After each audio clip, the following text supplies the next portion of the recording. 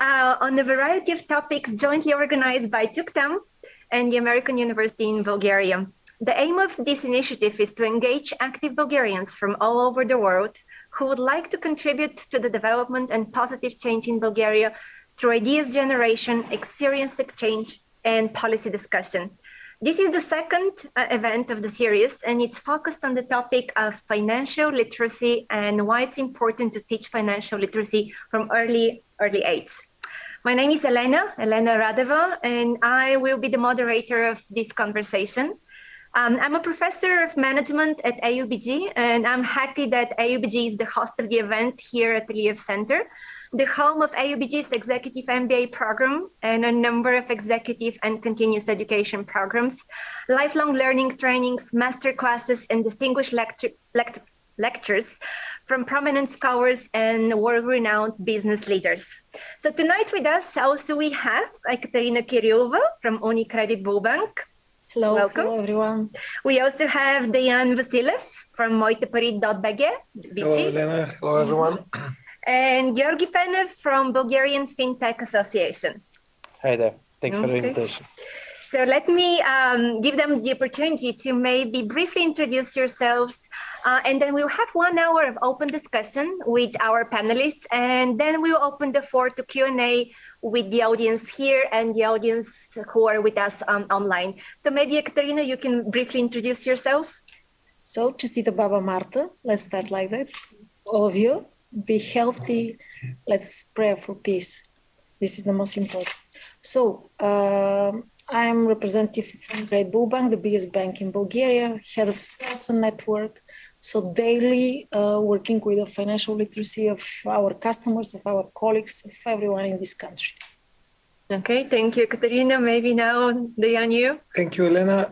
I'm a founder and executive director of moitepari.bg, which is the leading financial comparison portal in Bulgaria for more than 16 years.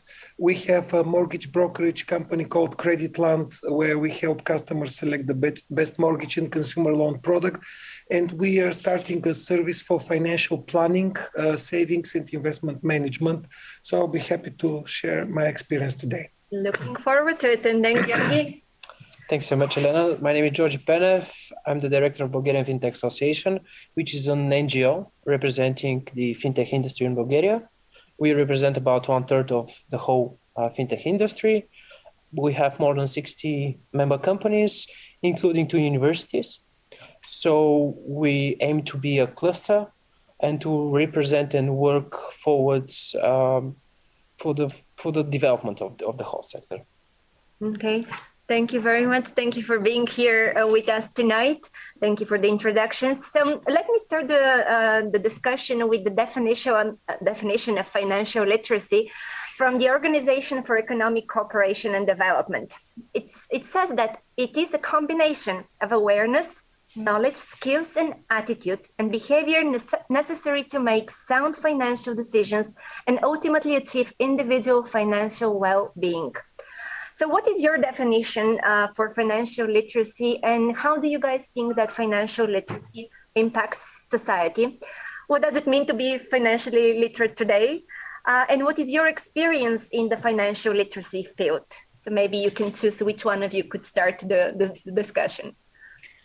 I'll start with my very simple definition. So the financial literacy for me is to know the importance of money and how to work efficiently with the money. So there is one simple basic. It means that revenue minus cost is equal to profit. So, or what you earn minus what you spend is what you're wealthy with. Actually, for this reason, the financial literacy is very important for all of us. And we as a financial institution responsible for growing of the society is spreading the knowledge and financial literacy among the young, elder people, etc. So I will use the opportunity to explain something given by Einstein years ago. The basic as well of financial literacy is the compound interest. You know, you can be very rich, you can be also very poor with the investment you're doing based on the interest you receive. So this is very important to know that always is important in order to get money, to invest, and to take a proper risk. Okay. One of you guys. All right. From my perspective, it's really these four things that you just mentioned, coming from OECD, what just Ekaterina said, but even more, because at the moment we're living in a specific moment in time where we see all of these computers going in the financial sector, right? So we do see so many new things as digital wallets, all of these new services, digital financial services. So it is really important to have a nice perspective on what is what, how to use it properly, and in the end of the day to take the best decisions, the most efficient ones, probably with the lowest risks, right? So all of these things combined together and really matching the contemporary financial world. Mm-hmm. A lot of good things said, which I agree. For me, financial literacy, it is a responsibility that everyone has to take to manage their life. You see a news on TV, somebody's house burned, let's give money to that person. Wait a minute, did this person do a house insurance, home insurance? Why didn't they do? Because there is such a financial instrument. So for me, having a society of more financially literate people means a more free society, a society which doesn't depend on the state to solve everybody's problem, to bail everybody out. But having said the big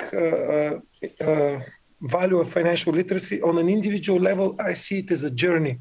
Just like reading, first you learn the alphabet, then you read a book, but you read a book, let's say, like a story, a fairy tale. Then you go into more complex novels. Then you read about Einstein and the eighth miracle of the world, the compound interest. And in my experience, it's a never-ending journey. Now crypto is here, NFTs. What did I miss? I even don't know so much about them. And at every step, people need to really be aware and to be continue to self-educate themselves. It's a journey, so there is never-ending kind of process. Just the definition that you read. Think about the definition of yoga or of a fitness person. Do you ever reach the perfection? Behavior, human behavior. It's psychology. It is numbers. Yes, this minus this equals this. But if you have an offer to go to the Maldives and it's very good, would you take a loan in order to get? Although you will be indebted, in our day-to-day operation with people, we notice, and myself included, people making a lot of irrational decisions, and money is also our emotion, our habits, our values. So the discussion could become very zen. Yeah, and I have at least questions for an hour of discussion. So let me get back to what I have here. Maybe you kind of touched base in your introduction of your experience with financial literacy. So I'm not going to kind of go back and ask you to elaborate. So feel free to be mentioning some examples of your personal experience. But another thing I want to mention, an interesting survey, an interesting result. In 2013, Cambridge University did a research that showed that our money saving habits are formed by the age of 7. I repeat, 7. Okay, so my next kind of question that follows out of this finding is about why should financial literacy be taught from an early young age? And when should we exactly start teaching financial literacy? And is this an ongoing learning process? And you already jumped into it, but maybe we can talk a little bit more about that as well. So when do we start teaching? And, do we teach it from an early age? So if we get the perspective, the policy perspective, we start learning and teaching teaching financial literacy from the very first class in at schools, meaning at the age of 7, which is already too late, right? So here is the main conflict probably, that we should have best teachers to be not the teachers at school, but our own parents, right? So by the age of 7, we should know a bit about money, right? And about where to give them, how they could be earned, and so on and so forth. But at the age of 7, we start doing it at schools. From this policy perspective, and when we are talking about the policy perspective, it's all about getting this knowledge incorporated in the books. There are these policies, even at this very moment in Bulgaria, we have the National Strategy for Financial Literacy, which is a nice thing to have. It's a must. But in the end of the day, it's not about having just one strategy staying over there somewhere in somebody's office. But it's all about what exactly do we have in the books themselves. I mean, and how do we incorporate this knowledge? So what we see at this very moment is that we are about to do it properly from this strategy, from a specific plan for action or action plan. So we see that here in Bulgaria at the moment, the whole industry and the public sector is really interested in that topic, but still it has to go a long way to really reach the results that we are aiming for.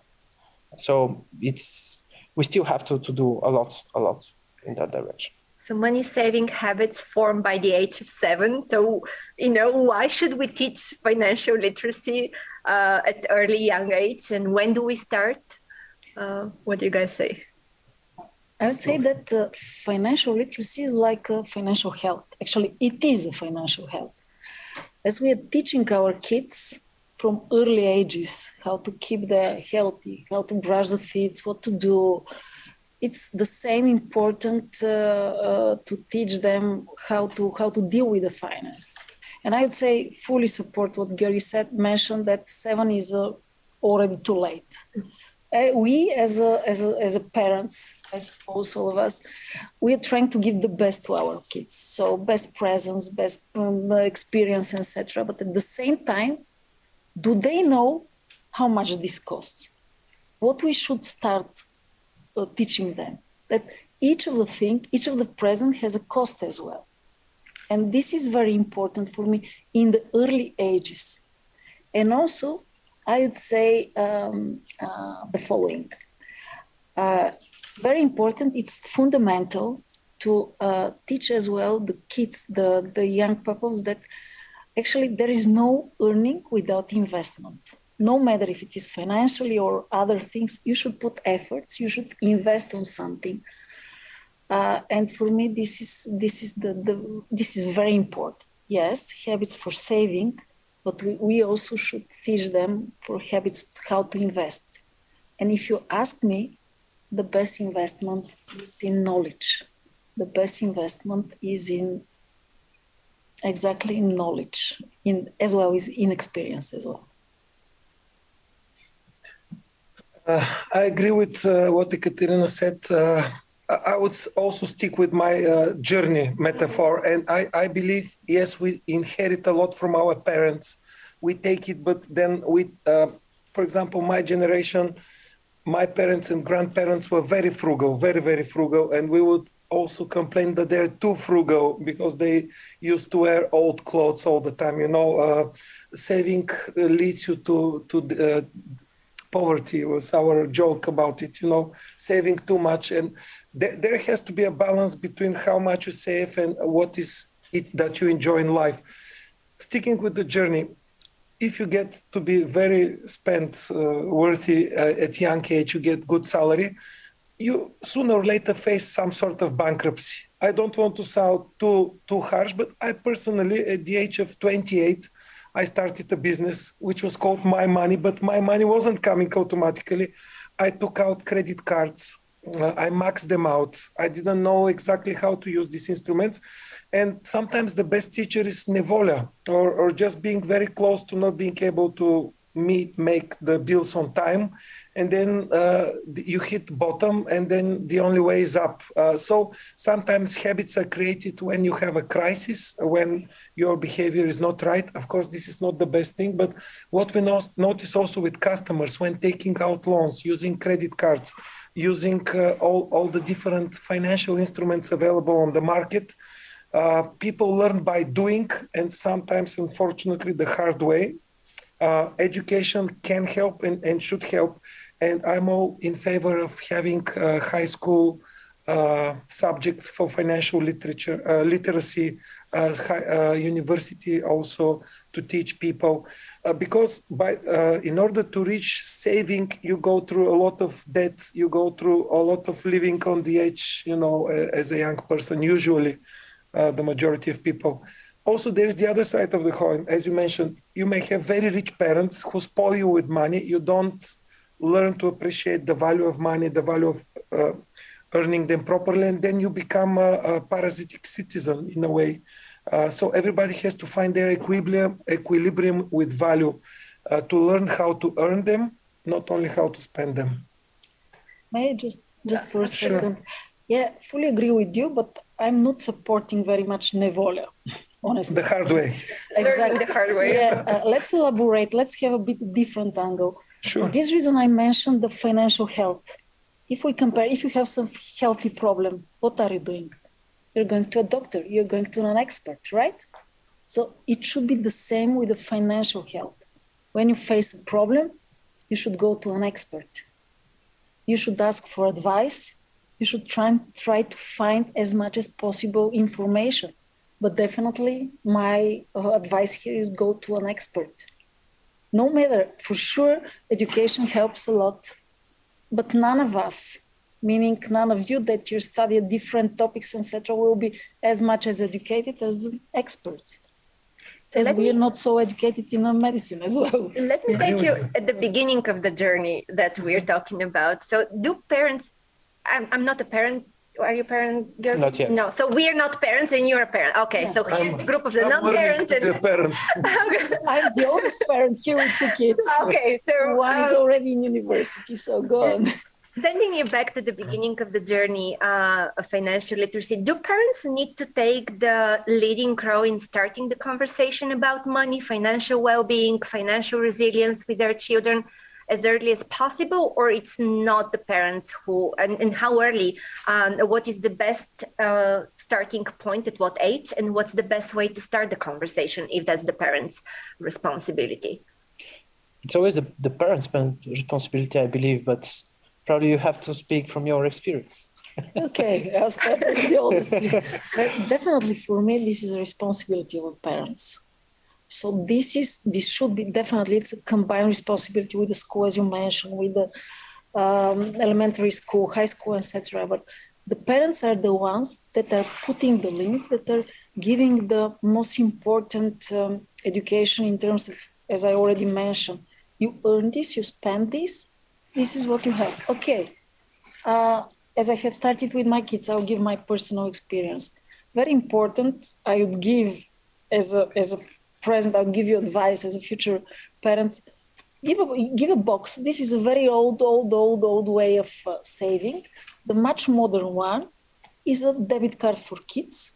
We are issuing this that is related with the card of a parent. So you can each month or each week, better is on the short periods, give some money to your kid inside. So 10 level, 15 level, as much inflation as is high. Okay, so when we were kids, we get it 20 zloty per day, but it's totally different. So give it to them, and so this is the overall resources that they have. This is their income for a week. Okay, they want this, they want the new shoes, they want this and that, or new headphones or other things. Okay. At what age do you do that? I started, honestly speaking, on 5.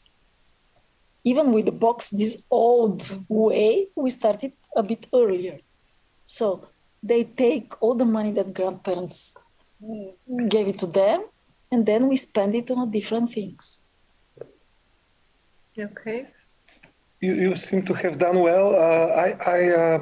We were spending on behalf of our kids, but after the fifth grade, they have a weekly allowance. We do it the same way, but I don't only give them the money. I say, you'll get this, but you need to wash the dishes once per week.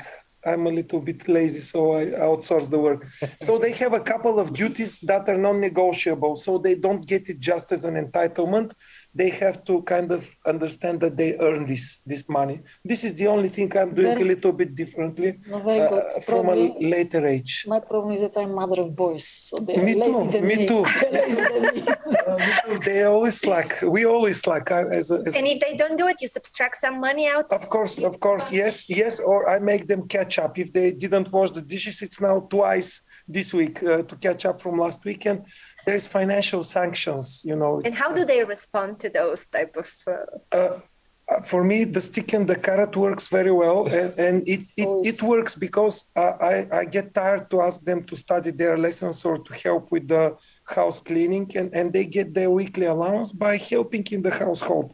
They have to contribute, so it's okay. It's okay, and I think it's not a commercial way. It's life. This financial literacy. Maybe when we lived under socialism, at least my parents, they wouldn't teach me think this way. They would just be frugal and not give me any money. I'll have to beg a lot. But now it is the way things work, and I find it okay. Sorry if I have no memory of my parents teaching me anything about money or any of those. Apparently things have changed with the new parents. But I'm interested what Georgi would do. I would definitely do one thing for sure. It's about really getting your experience and doing something, just like they said, evidence-based policy from my perspective would be tokens on the blockchain. Not so complicated, but at one point certainly. But what I'll definitely do is really be next to them at every single point in time, really helping them out with getting their best financial decisions, no matter what does that mean, because sometimes it will probably mean just to not spend the money today, but just to keep them for later.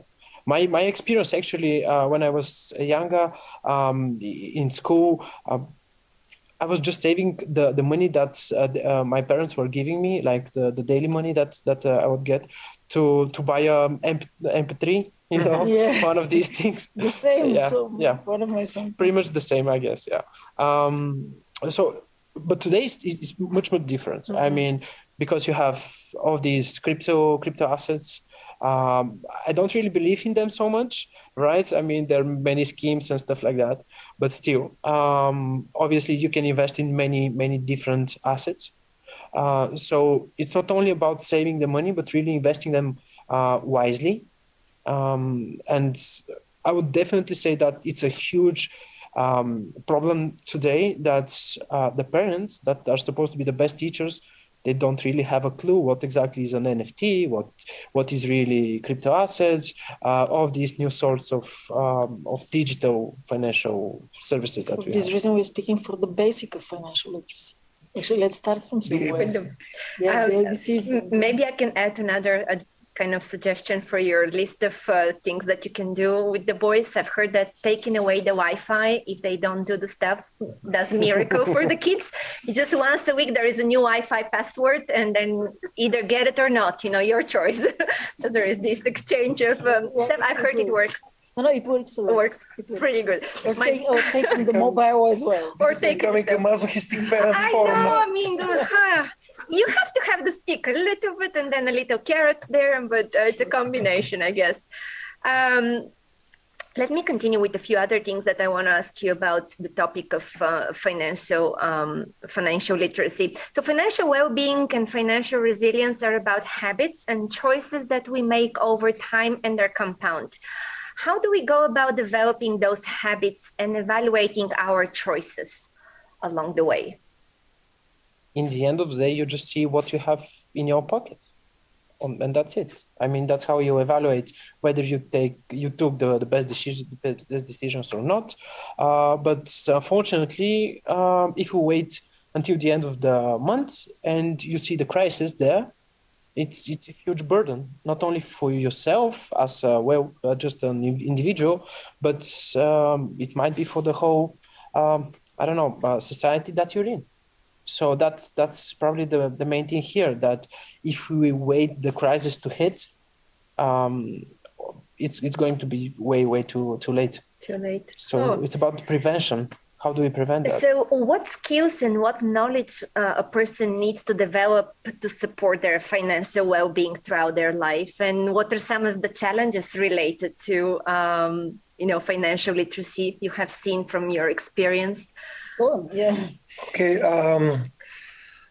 I think, again, ABC to climbing Mount Everest. In my mind, you can never judge how successful you are until maybe your last moments in life as the life reels in front of you. But one of the Everests of financial planning and financial literacy is preparing for retirement and not relying on a huge bonus or exiting a startup for $1 million valuation, which is great if you can do it, but a lot of people live normal lives. And usually when you have children, when you become 40, when you become 50, you start thinking about retirement.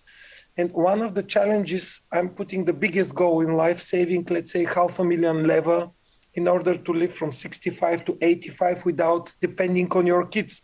Because remember, they can always stop your Wi-Fi when you're 65 because you stop theirs. So we're interdependent with our children and we rely on them. But the more we can prepare for our retirement age, the better it is. And this goal can, you need the eighth wonder of the world and Definitely. You need to save at least 20, 30 years with a normal salary to be able to put such a nest egg for yourself. Definitely how we are going to evaluate our decision, our financial decision, is depend on a stage we are.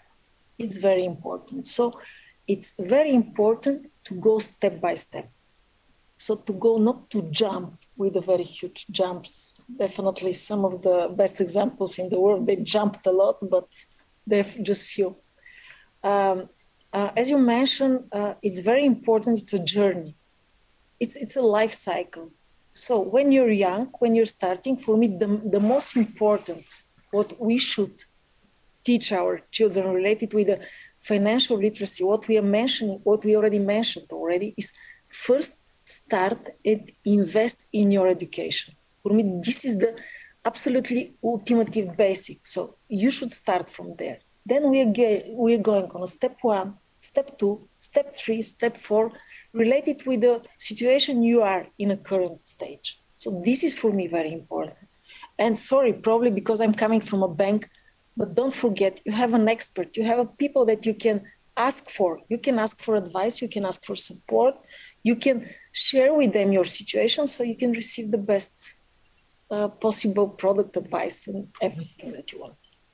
Maybe I'm not a good example, but my parents always told me, don't worry about money when it comes to education. We'll always support you when you want money for education. So maybe that's not a good kind of approach. Actually, it's very good. Because I expect them to, I guess, help me out. And they offer the help without me learning how to save for education, I guess. But I don't know. But speaking invest in education, I mean not only invest as a money. Okay, invest the time. Invest everything in education. Definitely, this is what I also explain to my kids. What you're going to receive from me and your father are two things: love and education. That's it. This is everything you need in this life. No down payment for the apartment? No. A car? No. Okay. No car. Too bad. I have a few questions that would start going into more specific details and more specific examples that I would love to hear from you guys. But one of those things I wanted to, you started touching base on the different stages of life. So what are some of the challenges that we face at different stages of our life in different age groups? I would imagine those are different things that we face and we have to be prepared. So if you have to pinpoint some of the main stages of our life and what are some of those challenges associated with them, any kind of examples of how and what at different stages of life? From the very young age, you should know what is value and what is price, right? So everybody should know how to earn money and how much effort does it take to earn even one single level, right? So probably that's the very first thing. And from that very point, you start thinking, okay, where can you invest that in order to have a small interest, 10%, 5%, even less. probably that's the very good start. I'd say, like, speaking for the ages, I'll cluster it actually. Starting from really very young kids, you're absolutely right. The most important is to know what is the value of money and that they are limited resource actually. This is the important thing. Then going in ages, student ages, so definitely you should start thinking for your future. You should start thinking for your income and your expenditure, what you want to do, how much you want to spend. You know, there are rules. So you're increasing your profit, either increasing your revenue or decreasing your costs. So this is what you want. You should decide to increase your revenue or to decrease your cost in order to maximize your profit. Then going in a family, definitely there are a lot of things, house, kids, etc. So there are different financial instruments to support this. We're speaking up to now in investment. You know that one of the most important investment is investment in a house, investment in property. So there are different instruments in this. There are loans, lasting loans, there are short loans, etc. Different things that you should know. You should be very well prepared with all the rules and conditions, with all the things you should do in order to take a loan, and not to forget that taking loan is like a partnership. When you're getting in a family, you should rely on a partner. So it's the same with the loan, and it's lasting for a long, long time. Then definitely fully agree with you. Start to think for high investment, either for a business or for pensions or etc. So, different stages, there are different instruments, and there definitely are also some, I would not call it calculators, but apps or tools for this. They're also available in the internet. You can evaluate which stage you are, what you need currently, how you can fulfill your dreams or your targets, etc. I would add some people, what I see, are very organized at early age, and they start saving 10% of their income at young age. Some people just improvise through life, and no matter even if you're a financial expert, like doctors, you don't cure yourself or you cure yourself last. So it's really very much behavior oriented, and at the early age, you are more into the loan business. One challenge for younger people that I experienced, you start working, let's say you graduate AUBG, you're a developer, so you get hired at a very high salary. You have the rose glasses and believe your income will continue growing, and you are ready to take bigger loans, bigger monthly installments, bigger mortgages. But then sometimes your salary doesn't only grow. So over-indebtedness is an issue definitely on a personal level for some people, and spending habits. When the family comes, it's a whole other story, trying to educate those little devils and just survive marriage and just all of the things that come at that age. Then it's a bit too late, but you have to start thinking about retirement. And at all of these stages, you have to have the knowledge about the different financial instruments. What are they good for? What are the challenges and the risks? For example, life insurance. We have not mentioned it today. How many of you here have been contacted by life insurance agents to sell you life? Oh, give me your numbers. I'll get you more people. But usually the people who come to sell you life insurance, they are very persuasive. Sometimes financial agents would sell you things because they'll make a commission, not because it's the most appropriate instrument for you. And European Union protection agencies usually advise against such predatory selling practices. And people should know when to use life insurance and when it is not so appropriate for them, because you have coverage. But if you save for retirement, for your own retirement with life insurance instruments, do you need some instruments which give you better returns potentially? I can talk a lot, but let's hear the next question. Okay. Now I'm thinking life insurance. Okay, have them call me, please. There are a lot of instruments. There are voluntary pension funds, life insurance, cryptocurrencies, and a lot of things you can invest in. I just have one question to the audience. How many of you, the young people, you really know your insurer. I mean, the pension insurance that you have. How many of you do you really know the real name of the company that you're giving? To young people, but I'm raising my hand too. I get like a statement. That's how I know it. Okay, so about 20 people, 2 or 3, so 10%. You see, that's the very first thing I would say. We should know how exactly and where exactly are our money going. Why exactly do they go this way and not a more efficient way, right? Sorry to interrupt you. We're speaking for the second pillar, the obligatory insurance. That's what I raised my hand for. Okay. Retirement insurance. The retirement insurance, yes. So I would say, probably not to learn that at age of 4, right? But at the age of 19, 20, somewhere there, you should know all about this. Lots to learn. So let's see what else we can maybe address here. How could we turn to technology? We've mentioned different technologies and tools and etc. Turn to technology to provide learning opportunities via gamification, fun environment, to make it simple enough for children at young age to maybe learn and experience and practice those things. Do you have any good examples, good advice? Yeah, definitely. There's so many out there.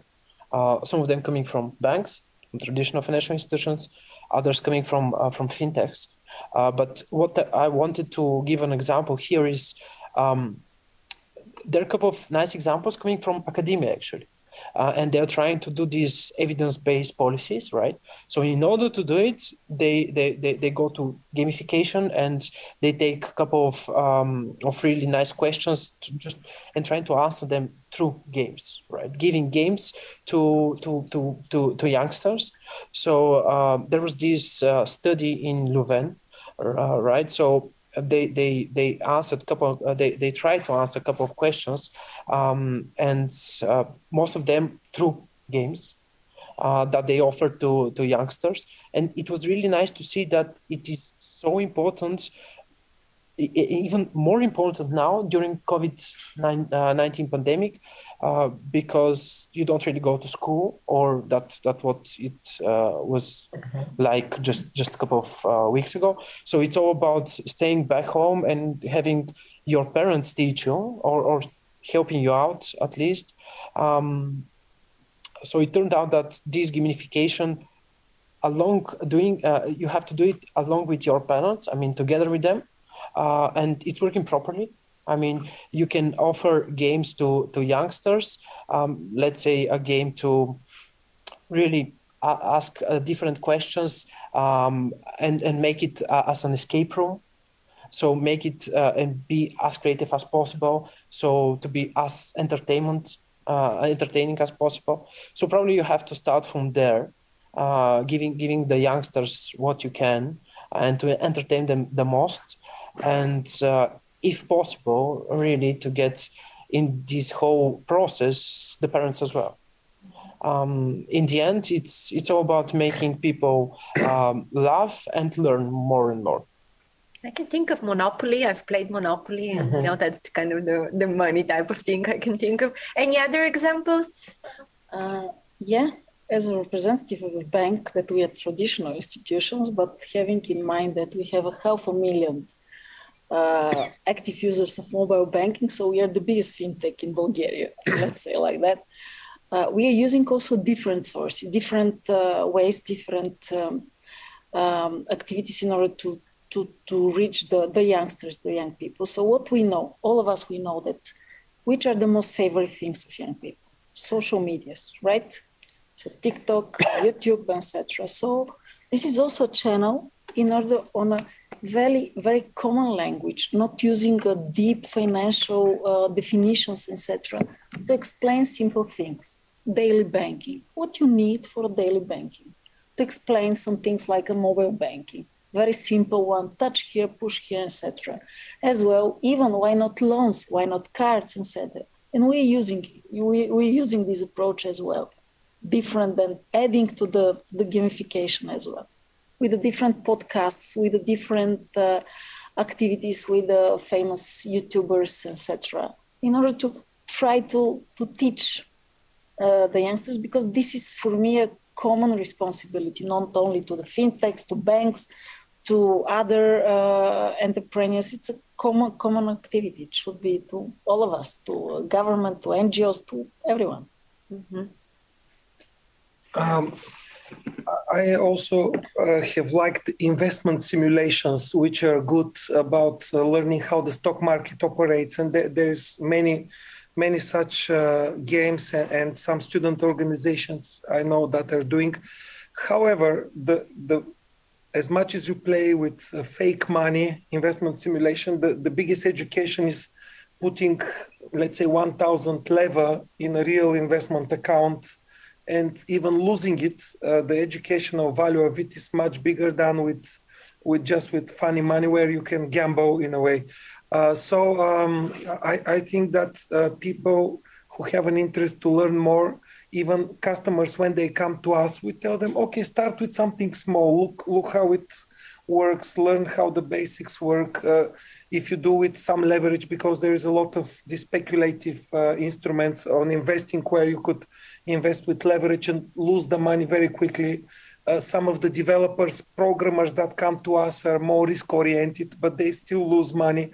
Some of the customers are much more conservative and are afraid of stocks, mutual funds, ETFs. So we ask them, invest a little, start saving a little for 1 year to get comfortable with the instrument. So I think dipping your toe in the water, life is the best game ever invented. So gamification aside, I wanted to mention something about education at home and in school. Could you maybe share some best practices that you've seen for teaching financial education? I know that in school in Bulgaria, we have subjects about entrepreneurship being taught, but do we teach subjects in school, or how should we teach subjects in school about financial literacy? We have such an example. Frankly speaking, I would say no. Actually, we have such an example. Okay. I mean, our bank, sorry for that, yeah. We are teaching exactly at school, at high school, together with the junior achievement. We have special courses, and our volunteers from a bank, the colleagues, even I also participated in some courses like that. We're going at schools. And we are not part of the entrepreneurship courses in schools, but separate financial literacy. Okay. Separate financial literacy. And we are speaking for different things. For example, investments, but simple, on a very simple language. We're speaking about loans. We're speaking about cards, mobile banking, etc. We even published, together with Junior Achievement, a book called Practical Financial Literacy. So practical finance, which is very simple and easy to read it for non-financial people. So we are doing this. We are as well, and I think we are organizing Fin academies as well, but always this is something very important, to speak on a language understandable, but from out of the financial sector. This is very important, because if you stand in front of the high school students, so starting to use heavy financial definitions, as we already mentioned, some of them here, you'll lose them. So we have, if I'm not mistaken, already more than 400 students at high school we already teach in our courses. But we were talking age 7 and stuff, and here we're talking about high school, it's kind of a huge gap. For 7, we are already, as I mentioned, we are using some courses for a smaller one, and we are organizing special events, especially for cards and other things, and we are more focused on their parents. And Georgi, you mentioned that there's not definitely enough, or not, It's definitely not enough. Let's put it properly. It's definitely not enough, and we are trying to fill this gap with this national financial literacy strategy. But we are still far away from it. What we have so far, because we have to go and work this out holistically. You have to go not only to youngsters, not only in the 7 years old classes, but you have to go 5th grade, 7th grade, after that in high school, then at the universities, then you have to continue. You have to continue this journey, just like Diane said. So it's a huge story. And really, long story short, we're trying to do our best together with the Ministry of Finance, Ministry of Education, Financial Supervision Commission, and all of these key stakeholders, including Junior Achievement, the Association of Banks in Bulgaria, although they're not active enough, I would say, because they're huge. We do expect more, that's for sure. But it's about time that we start talking about it and we start working, because, okay, it's really nice to have entrepreneurship at schools. It is a must to have it in 21st century, that's right. But somewhere there, we have to get financial literacy incorporated and really having this as a compulsory class. That's what I was going to say. Do we agree that this should become part of the educational program, as we have literature and Bulgarian and this and all kinds of subjects? There has to be a subject, not that voluntarily different organizations go and visit and do stuff. It has to be part of the regular educational program from early ages, early school and then mid-school and then high school, college, and etc. Do we have kind of an agreement that this is a must? I'm all in favor. Yeah, definitely. It should be introduced as a subject, obligatory. Currently, actually, because I have my small son is 13, since 2 years, they have something as a technology and entrepreneurship or something like that. So they have studied a balance, but on a simple way. They have studied what does it mean expenditure, how to combine expenditure, etc. And I use this opportunity, so we sit at home and we create this small balance sheet. Could I just add something here? It is really nice to have this in all classes, right? But we should also focus on minorities, women, all of these excluded people from the financial literacy and the financial system, because we do see that even women, they're not so into investing. They're not so into finance.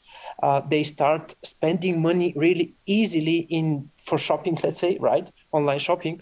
But at the same time, it is really hard for them to get them familiar with investing tools. Mm-hmm. ETFs, NFTs, you call it, we still do have this lack. Although that in fintech, we have 44% of all employees are women. I would somehow break this cliche for women that like to spend a lot. I would say the opposite. From my experience and from the figures in a bank, that actually the women are investing more than men, and they're eager to invest. They have a bit different habit to invest. So they're eager to invest, as we call it, saving plans, each month, small amount, month by month. So in this product, like 60% are women, men are more eager to invest a bigger amount once.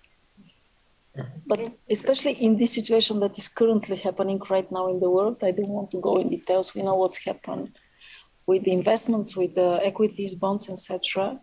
These small steps each month is helping a lot. I can also confirm for Moite Pari that the more active and more responsible visitors on their site are women, actually.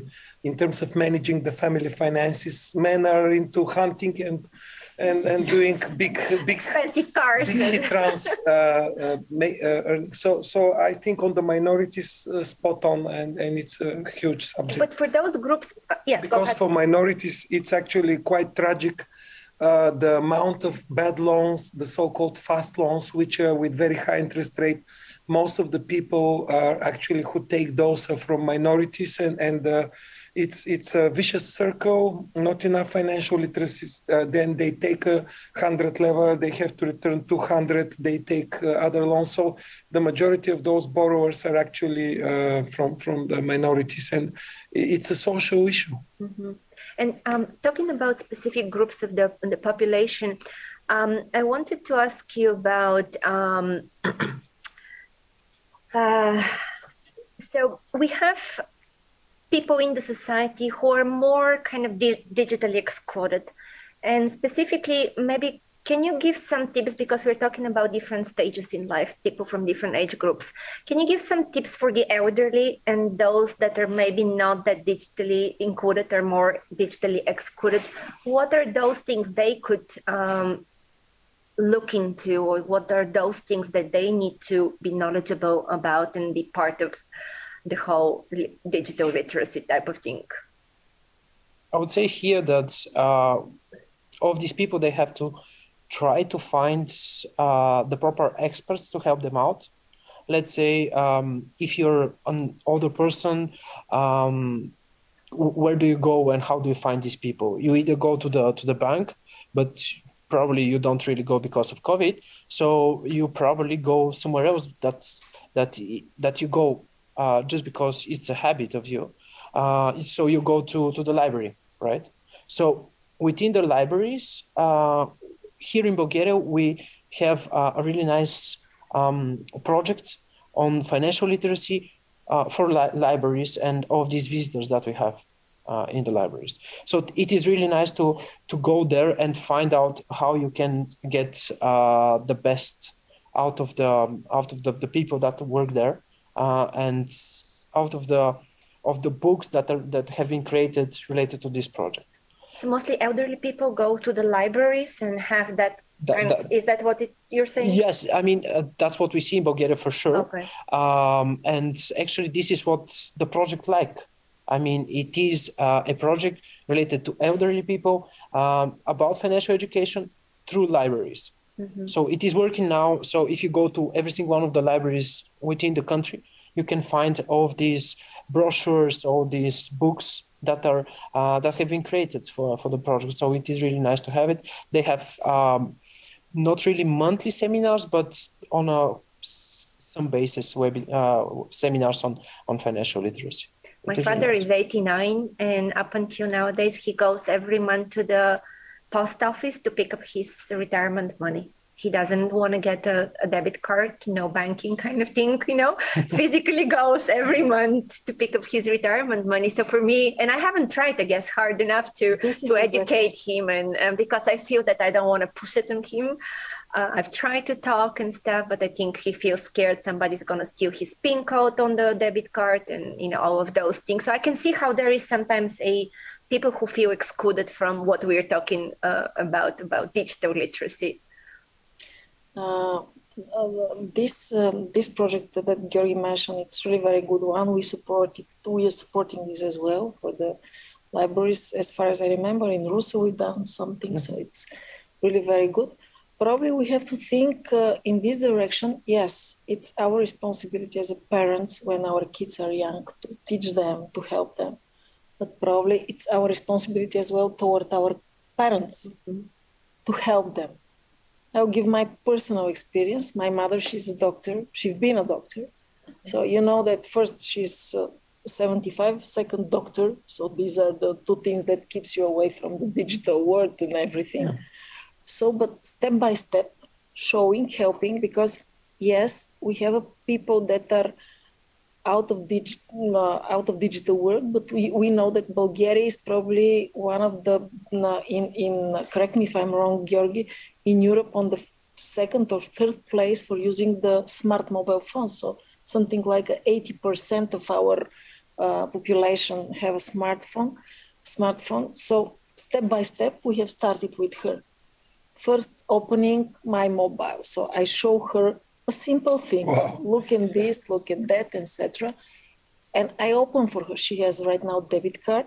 I'm transferring to her each month money. We stopped fully paper exchange. Yes, cash. We stopped fully cash. I'm transferring.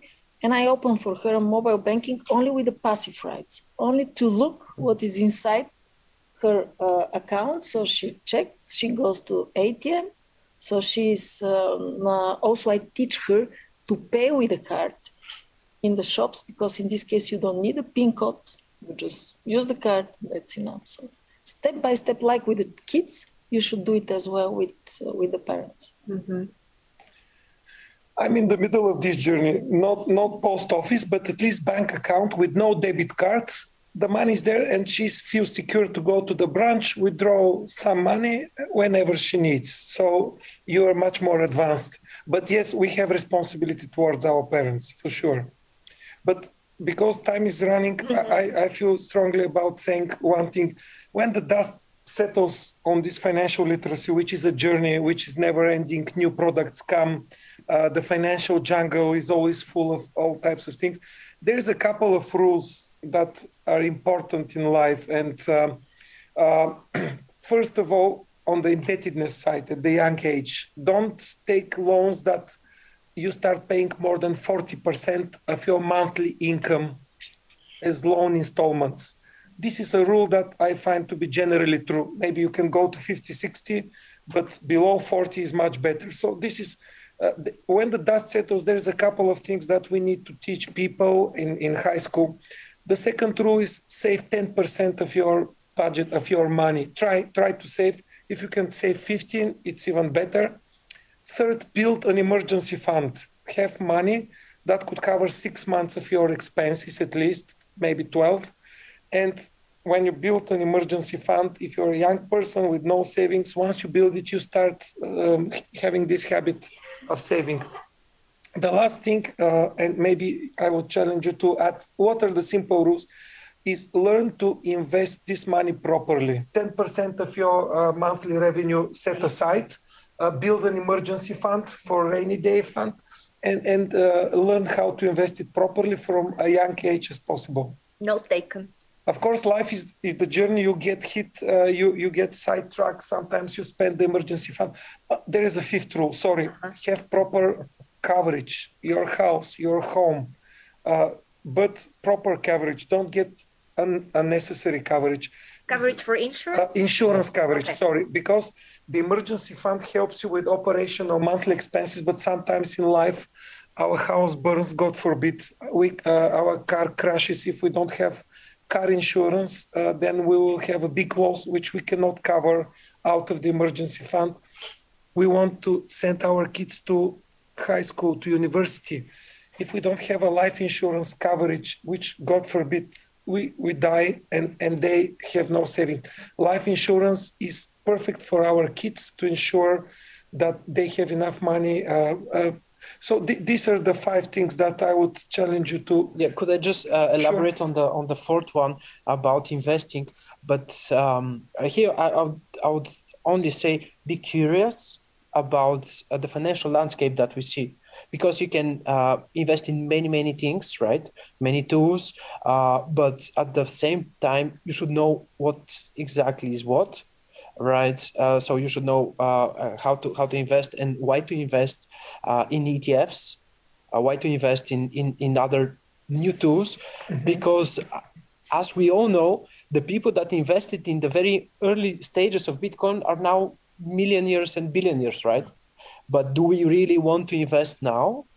Exactly. Right. So these are very important questions that you have to ask, whether your parent, your teacher, financial consultant, if you have one. If not, go and find one.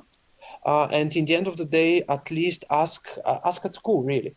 The worst part here is that many teachers, we do know that in Bulgaria, many teachers, they're not really keen on that, because most of them, or some of them are a bit older, right? Mm-hmm. Some of them are old school, exactly. So we do have this huge gap that even the European Commission is trying to fill in with the very latest framework, financial literacy framework that they created. And actually Bulgaria was a significant part of the whole process for the creation. Actually, we do have this focus on digital financial literacy, because we do live in a very fast developing world. Guys, we are an hour into the discussion, and I say we maybe open the floor for questions. And then I have 2 more questions that I want to keep for the end of the whole thing.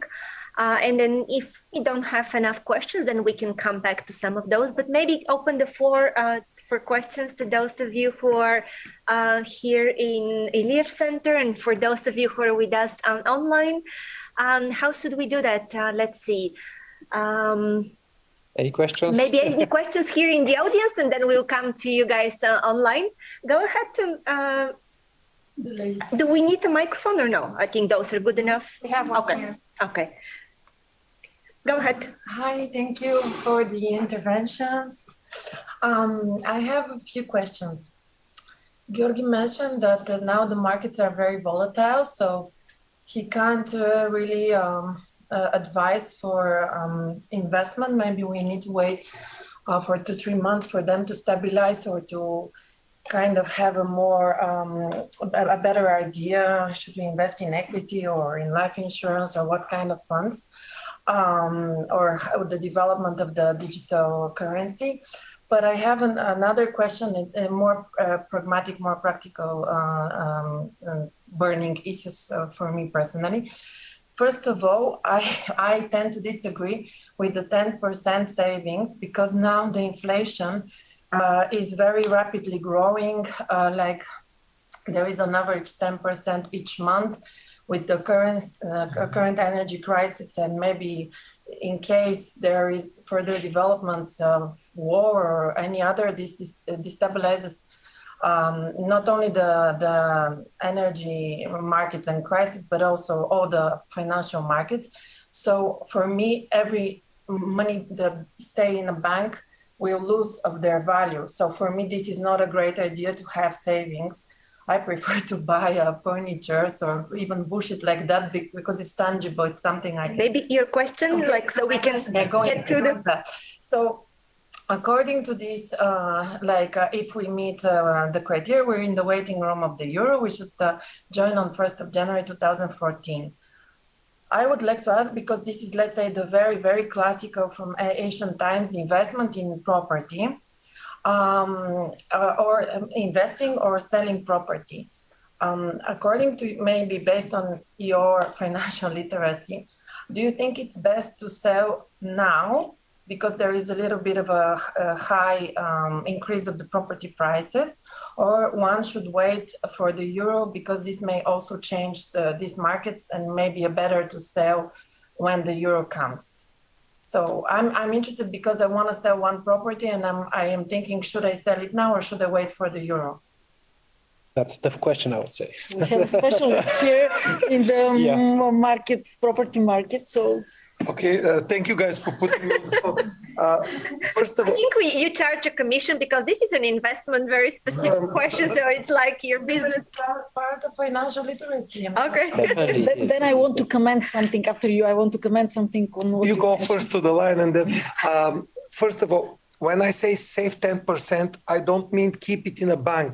I mean spend 90% of your revenue, the rest 10%, and it's very important. You need to have an emergency fund. Do you agree with that? 6 months. No, let me... Wait a second. What I'm saying is don't spend all of your revenue. Are you with me on that? Mm-hmm. Spend 90%. Of course, some months you spend 110. When this 10% is left in the bank, first build an emergency fund for 6 or 12 months that you can live without depending on salary, without borrowing high insurance loan, without getting over indebted. This emergency fund by default needs to be highly liquid. It means it needs to be in a bank. It needs to be in the mattress somewhere. I don't advise to be the mattress, but you need this money quickly. You cannot earn money from it because you cannot lock it and get it out quickly. So this is the thing. So then on the property side, property is an investment just like investing in gold, investing in shares, investing in your own businesses. And the first question you need to ask yourself before deciding whether to sell or not, what are your financial goals? If you sell this property and get the money, what will you do with them? I'm going to reinvest in another property. In another property. It's just an old property. And also so you could use a lot of investment to keep it. Understood. So to keep it up, so I'll buy it. Will immediately reinvest it. Then basically the market will be the same, similar to you sell at this price and you buy similar per square meter. As long as the money doesn't stay. Exactly. I'm planning to invest not in Bulgaria. That's the problem. Because there the prices are They're different, but what I cannot advise you on the spot because it's very, very. And I say we keep this one for a one-on-one conversation after because it's very specific. May I just to make the long story short, something very important what Diana also mentioned. Speaking for 10% saving, forget about putting in deposits in a bank. So I'm a banker, I'm telling this to all of you. So investing in shares, equities, etc. This is the high level of investment. But there are simple products for each of us. I'm putting me as well in this spot. So simple products, I already mentioned twice, saving plan. This is a mutual fund supported plan. So me personally, I'm investing in this. Each month, also this month, I'll put some money because the prices are very low, so it's good to buy right now. But if you invest each month a small amount with this saving plan, you're getting the best from downs and ups. Yeah. And you can sell it in any moment. So you have a mediana, you have the average actually. Mm-hmm. So this is put your money to work for you. Definitely, you're right. Right now in January, we had the highest level of inflation in Bulgaria since last 10 years, 10%. No, in Europe, it's not in Bulgaria. Yeah, not only Bulgaria. Yeah, everywhere. No, meaning everywhere. Okay. You're absolutely right. I'm going to take charge since I'm the moderator here. And I say we go to one question online and see what we can maybe get the question. Is there anything online? We can keep the questions over here for now. No. From the audience here. No questions online. Okay, cool. Then maybe let's... It's important because I think she asked a couple of questions. I know. Very quickly about the dollar cost averaging of investment. You said one of your things was the market now is down. Should we wait some more? What will happen? Our advice to customers is on this boring, more secure long-term investment, where the stock market in general over the last 100 years generates about 8% return on average. By stock market, I mean US market, German market, and we have already access to such mutual funds.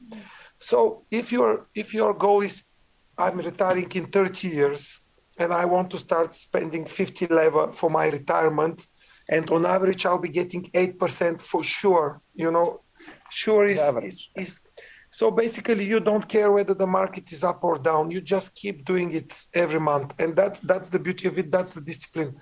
But our surveys show, Moite Pari on the site, we are doing periodic financial planning surveys. 85% of people don't plan more than 1 year ahead. And when you have short-term goals, should I sell this property? Okay, I'll invest now in this and in 2 years I'll exit it. I want 50% return. This is highly risky. It's another game. Saving regularly over many years guarantees you almost by all history this compounding of interest. And it is such that our human nature is not, we're not suited to plan 30 years ahead our life. It's the Everest. So this is the point I wanted to make. Don't care about whether the market now is down or up. Just keep saving in proper instruments with reputable institution. And just about euro, not digital euro, but that's another story, but it's still coming. And what I tend to say that we will have digital euro in Bulgaria before the proper euro. So just about this, you can go and check the Ministry of Finance of the Republic of Bulgaria or Bulgaria National Bank and see what are the studies on that, because you do have a couple of them.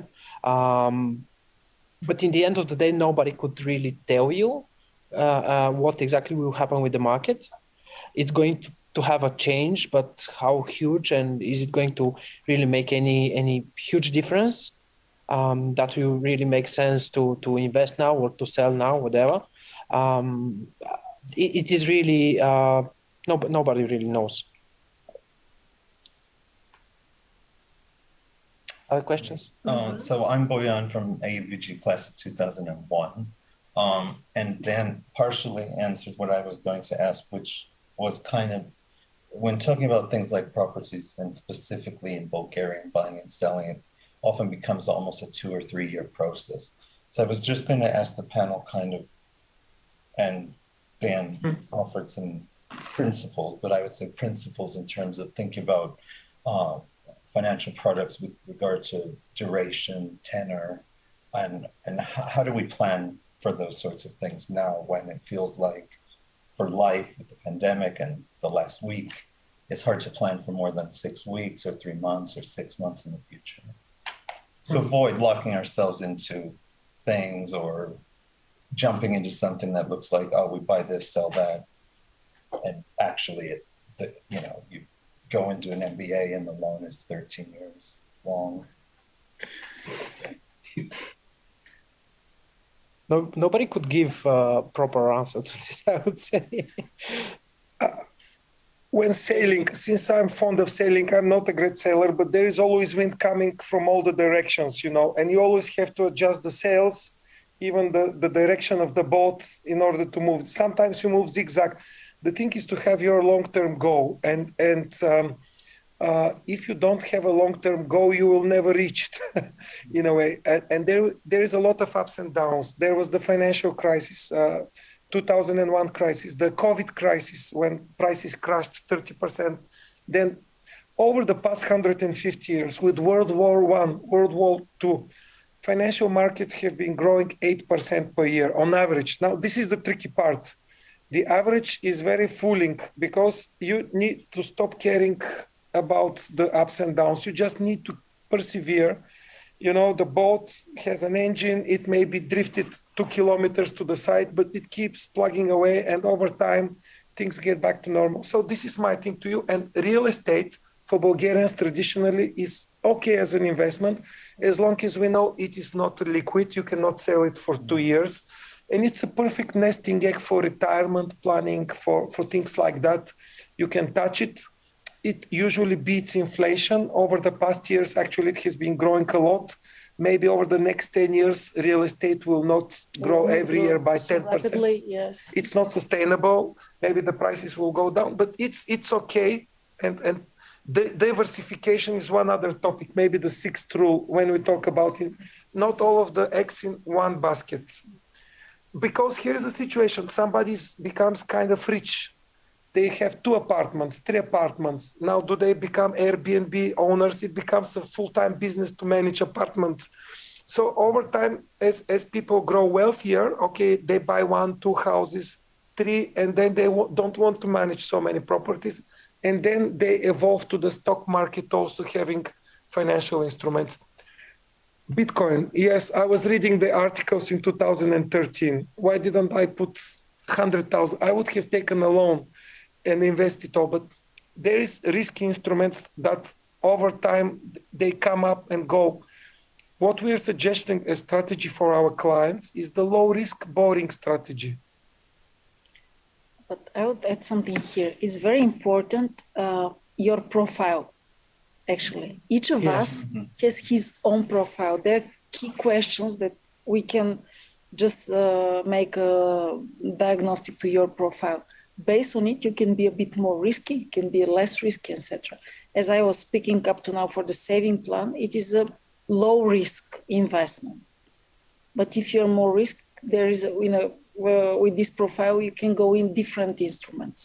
But definitely, the mutual funds are the one that are combining both. You can be in a more risky situation, they are very liquid, and at the same time, you can keep it for a long period. And just to add the rules of the Jan. They're not my rules. General, let's agree on them. They're general, fully agree. I wanted to mention diversification as well. You're absolutely right. And also panic.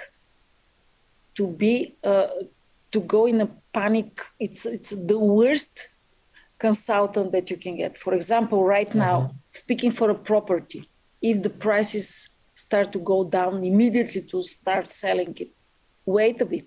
If the equities or shares, bonds went down, wait a bit, don't sell everything. So just this is a very important thing. In the fintech space, we call this HODL, but that's another story. Okay. HODL. EU financial guarantees for 100,000 in each bank account what about investments? Is it the same 100,000, or how are investments guaranteed? For example, if you're, because you're a private institution and she's okay, let's say. She's okay. Banks are. Bull Bank is also private. But we are much more regulated. Yeah, you're right. They comply with more legislations that regulate them, so they have more guarantees that they can resort to the state or whatever, the European bank. But for example, how can, if I decide to invest with Moite Pari, what is the guarantee? Do you have any guarantee? First of all, we're not offering investments. We're not offering investments. We're just a consultant, a comparison, and broker for financial products. But investments in Bulgaria, in Bulgarian mutual funds, are covered kind of up to 40,000 level only. The thing about investments, though, is let's say you buy shares in a mutual fund which invests in 100 companies. The money, you invest it with one of the investment brokers.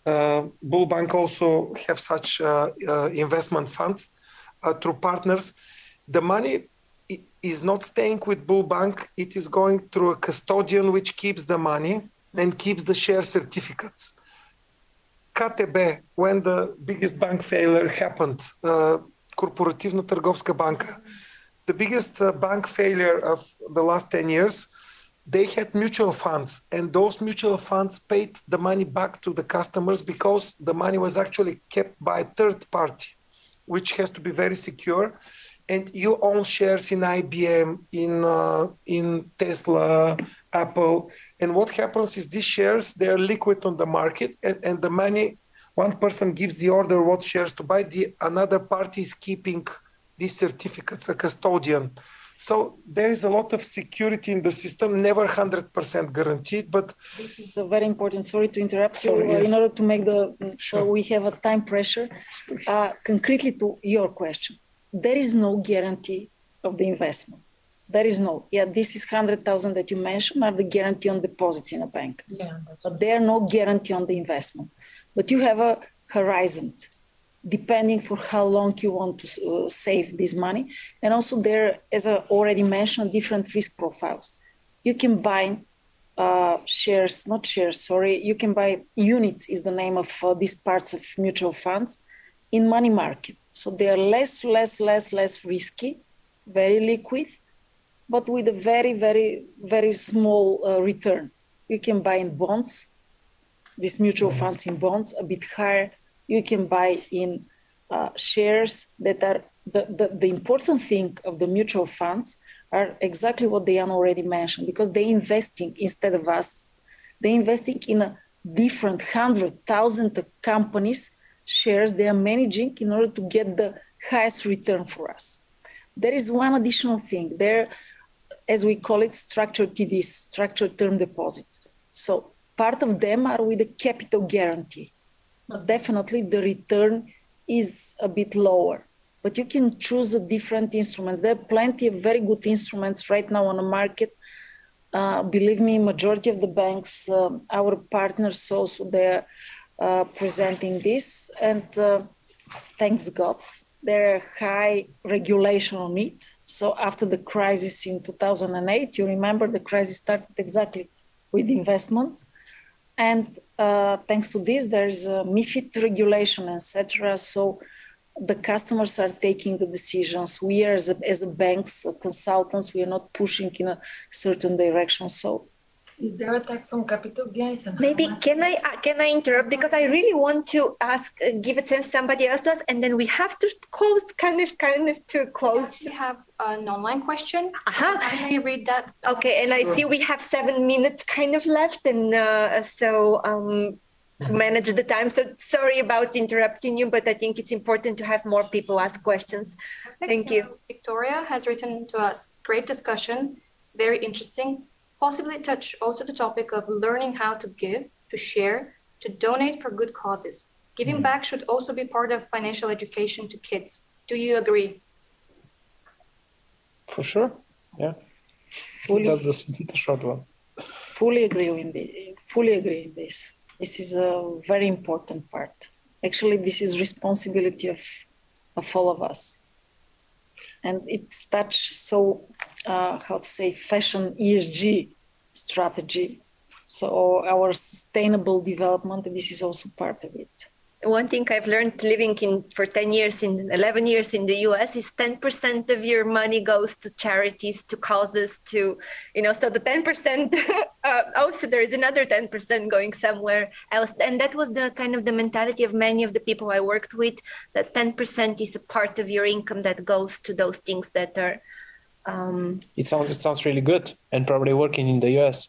But here in Bulgaria, frankly speaking, I don't really believe that. No. That's Quick comment on the giving. You can donate your money and efforts also if you're not very rich. And making donations could be also a financial goal after you kind of cover your retirement goal. I don't want to sound egoistic, but this saying in the airplane, when there is no oxygen, first put the mask on yourself, then on your kids, then on the people who need help. Because if we don't help ourselves without being greedy pensioners, we cannot help properly others. But for AUBG, you are looking for our millionaires to make huge donations now. But just a small thing here related with the kids is very important. Thank you, Victoria, mentioning this, how we can start it. So, sorry, again, giving a personal experience. Starting from not to donate money, but donate your things, your extra toys, the toys, etc. This is how we have started at home. So for your birthday, you receive some toys. Do you need all of them? No, I don't need. Okay, let's just take 2 of them and let's donate it. Let's give to the kids. And also starting to visualize the things. Okay, you have this. Imagine for the kids, they miss this, they miss that, they miss this, etc. So this is step by step, would go there. Mm-hmm. Thank you. I just wanted to add here that even today you have these new banks that offer, let's say, a great example, Novus in the UK, which is one of the banks created by a Bulgarian. There is a Bulgarian co-founder. I'm not quite sure, is he a AUBG alumni? I bet you he is. Yeah, I guess. But this new bank actually invests a small portion of the fee that they keep in really nice initiatives. Even cleaning the ocean and stuff like that. So it sounds really nice to have that kind of a new banks that are really ESG related and so on. I say we take one more question there, and then maybe we kind of ask you final question to wrap up this discussion. I don't know if that's how we are. Okay, cool. Go ahead. I want to bring you back to the topic of introducing a subject on financial literacy in schools. And since you all agreed that this is something that should happen, have you personally thought about how it could happen? And if you could be part of that, being the financial experts in your field, would you consider maybe partnering up with the government to work with them as champions of the initiatives? Because it's great that we all agree it should happen, but how can it happen? I have the answer here. And actually, we already do it. Through this national strategy, through the framework for financial literacy, we are now creating the new books. Actually, we just passed the very first framework for first graders to 4th grade. We have this framework, which is the backbone of the new books. We have passed this to the Ministry of Education and Science, so it's their responsibility now really to create this. And when we do that, we ask them to incorporate us, and from our perspective, that's the fintech companies and a couple of banks that we have within and us member companies. And yes, they're into that. They do invest their money, time, and effort. Really for that, but it is really hard to do this on a larger scale, like for the whole country. So we have to start with the very basics, to have it in the book first, and from that point, really to reach out to the private sector. So the Bulgarian government to reach out to the private sector, which is something that is already happening with this working group that we have with more than 40 participants, key stakeholders, just like I mentioned. We already have that. It's just a matter of time that we do it. And I do assure you that we do it properly because we have OECD on our side as well as the European Commission. So it's just a matter of time. It does take a lot of effort and time, but having now this government that we have that is really into that, hopefully we will see something out of it in the next, let's say, year and a half. But we're ready to be a champion. And an easy step in that direction is, let's say, I teach summer classes with little kids. So what we do, we teach them math, but in the math, let's make a budget, so you count, you do the calculation, learning how to do math through creating a budget, or let's do, this and that. So we can incorporate financial literacy in existing subjects, and then later on introduce the entire subject, textbooks and exercises and all of it. My final question to you guys is about looking back at your younger self right now from current point of time. What is the key advice about financial literacy you would give to yourself looking back in your life? Ekaterina, invest in Apple. Invest in Amazon, in all these garage entrepreneurs. So joke, definitely you can, from the knowledge I have right now, definitely I'll give this advice to young Ekaterina. But you can win, you can lose. It's 50-50, So my advice would be invest in education. I would like to propose a 7th rule for the day before. Only a 7th. Okay. It has to do with a couple of the questions here. There is no return without risk. The higher the expected return, the higher the expected risk. Are you okay, guys, within corp? If somebody promises you 10% or more return and guarantees it, then there is a red lamp you need to have that there is more risk and maybe they're not telling you enough. I would agree with Ekaterina. This 10% saving rule and saving and investing at the same time is huge, especially for the younger people. If I'm 20 years old now, I would tell myself, start saving 50 level every month for your long-term fund, invest it in mainstream mutual funds. Don't care whether it's an Apple or whether it's the financial crisis. You would build a huge nest egg including the compounding interest on interest, which works only 20, 30 years period. Now I don't have the luxury to use compounding because I don't have enough time. Oh, no. So from my perspective, having a bit of time, let's say, when I was at the university, when I started, it was 2013. So just at the very beginning of Bitcoin. And even if I go back, I wouldn't say to myself, yeah, go invest, put 100 level and you'll be a millionaire. No, that's not the case for sure. I'll definitely say exactly what Ekaterina said. Invest in knowledge, invest your time and effort in that direction, and just be curious, because that's how you might end up finding the new Apple, the new garage billion company, or just find a new Bitcoin. But I'll definitely not insist on really investing in it, but go and find a way to make a business out of it. Probably it's even better in that direction. So yeah, go and be curious and find your passion, whether it's knowledge, anything, just go and find it. Okay. So we agree on a second part of advanced financial literacy with lots of questions here. Most probably, sorry guys, that we didn't maybe have all the questions from you, but hopefully we'll get to see you again. Thank you very much for all of you, our panelists, taking part of this discussion today. Hopefully it was kind of, good reminder of some of the things and making that lamp click for us to don't forget this and that. So Ekaterina, Diane and Georgi, your time was very appreciated.